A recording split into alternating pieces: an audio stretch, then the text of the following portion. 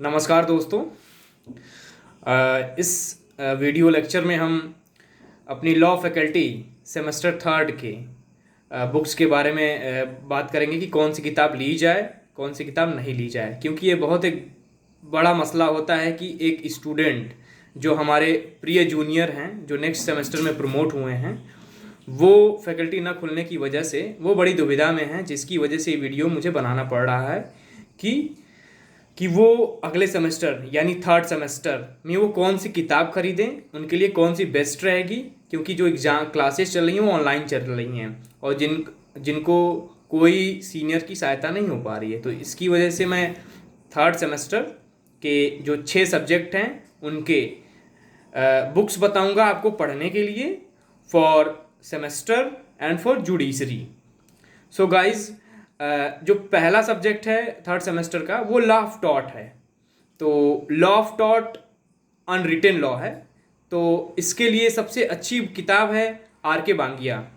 इसको आप खरीदिए और इसको अपने मन से थॉरली इसको पढ़िए, क्योंकि इसमें सारी चीज़ें वो एकदम एकदम लाइन वाइज जैसे पढ़ते जाएंगे वैसे आती रहेगी। उसमें तनिक भी घबराने की जरूरत नहीं है, बहुत आसान भाषा में लिखा है। थोड़ा भी इंग्लिश जानते हैं तो समझ में आएगी। और इसमें बैरक नहीं होता है, क्योंकि ये अनरिटन लॉ है, इसके लिए आपको बैरक लेने की ज़रूरत नहीं है। तो लॉ ऑफ टॉट्स के लिए R K Bangia is the best book for PCSJ and for semester exam. क्योंकि हमारी जो फैकल्टी है law university of Allahabad, law faculty of law, इसके जो सिलेबस 80% वो PCSJ पे हैं, यूपी जुडिशरी पे हैं।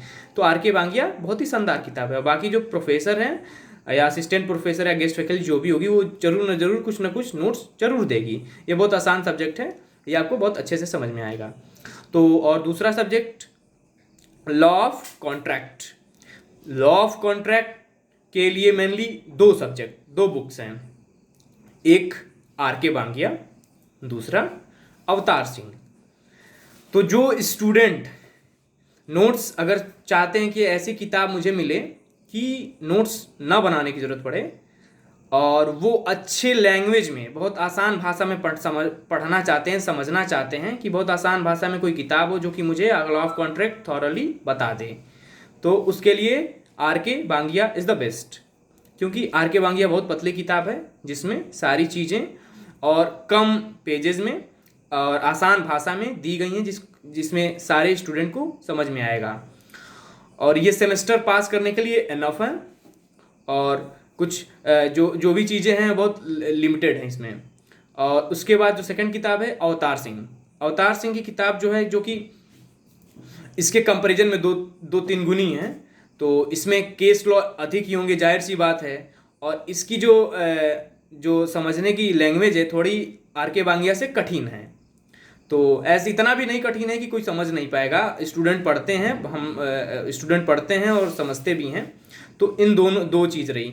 तो आप अपने हिसाब से इस दोनों किताब को मैं ये सजेस्ट करूँगा कि आपको जो पहली बात, एक बात जान जाइए, कभी भी अपनी लाइफ में ये कभी ना घबराइएगा कि मेरा दोस्त, मेरा सामने वाला अवतार सिंह लिया, अरे वो तो आर के बांगिया लिया। तो कंफ्यूज नहीं होना है। तुम्हें जो भाषा समझ में आए, जो किताब समझ में आए, भले ही पतली हो, दुबली हो, मोटी हो, डजेंट मैटर, वो पढ़ो। बस तुम्हें समझ में आना चाहिए। दूसरों को नहीं दिखाना है कि मैं मोटी ले लिया अवतार सिंह और मैं तो भाई अवतार सिंह पढ़ रहा हूँ। एक्चुअली होता कुछ नहीं है, लोग मोटी किताब खरीद के ऐसे ही सेमेस्टर बीत जाते हैं और ऐसे की वैसी रही जाती है।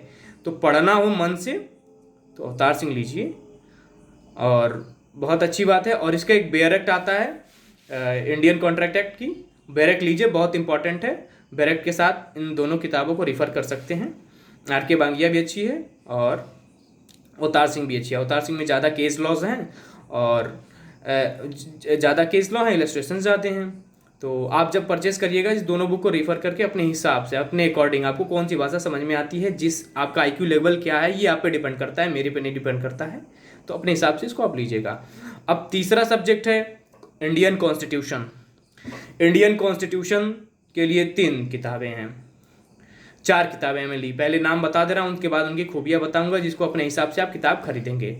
तो अब लॉ ऑफ कॉन्ट्रैक्ट, ये इंडियन कॉन्स्टिट्यूशन। तो इंडियन कॉन्स्टिट्यूशन के लिए एक किताब GN पांडे है, दूसरी किताब BN शुक्ला है, तीसरी MP जैन है, और एक डीडी बसु है।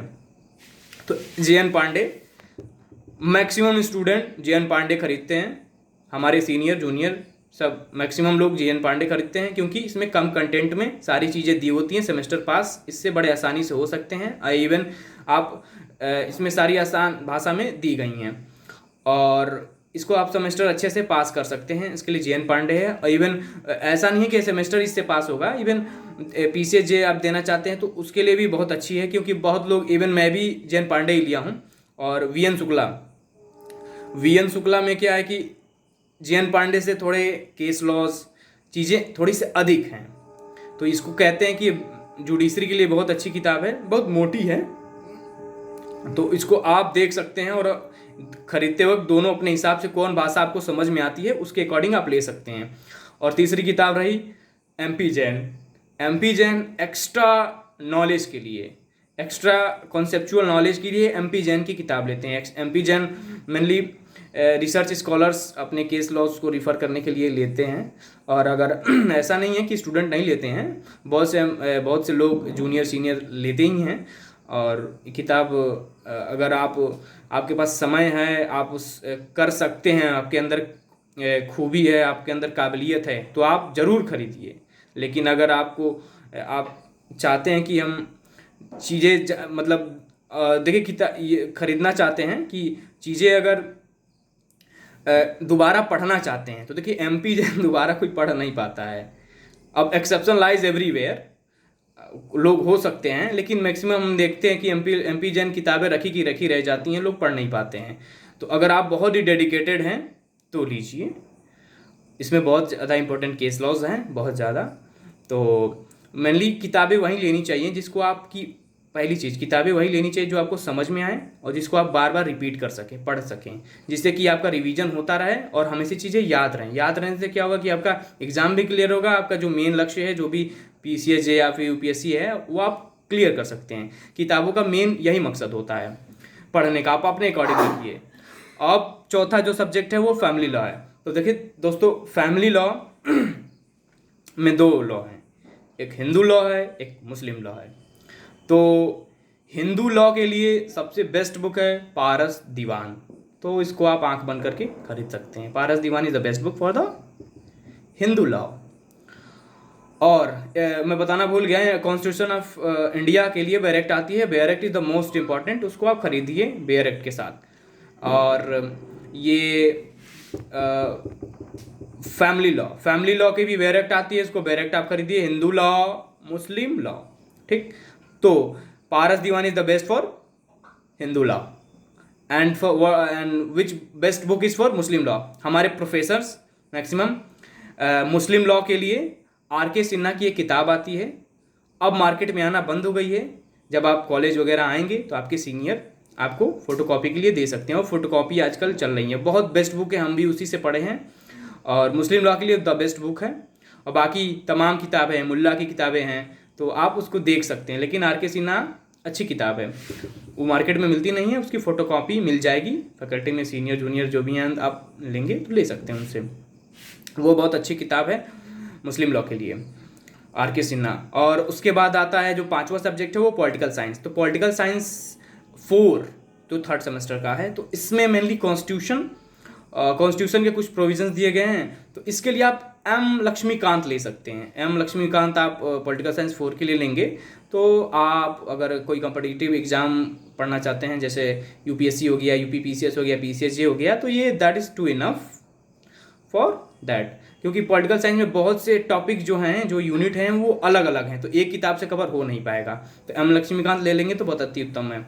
अब इसके बाद आता है एक सब्जेक्ट हिस्ट्री। तो ये जो थर्ड सेमेस्टर की जो हिस्ट्री है, इसमें मॉडर्न इंडिया की बात की गई है। वैसे मॉडर्न इंडिया की बात की गई है, तो मॉडर्न इंडिया के लिए किताब है स्पेक्ट्रम। यूपीएससी के जितने लोग हैं मॉडर्न इंडिया के लिए स्पेक्ट्रम खरीदते हैं, तो आप इसके लिए हिस्ट्री के लिए स्पेक्ट्रम खरीद सकते हैं, और जिससे कि आपको बहुत लाभ मिलेगा सेमेस्टर एग्जाम में भी, आगे जो भी आप कॉम्पिटिटिव एग्जाम देना चाहते हैं उसके लिए बहुत बेस्ट है। और स्पेक्ट्रम आपको पॉलिटिकल साइंस में 4th में भी हेल्प करेगा। Thank you so much. If you like this video, please share, subscribe. Thank you so much.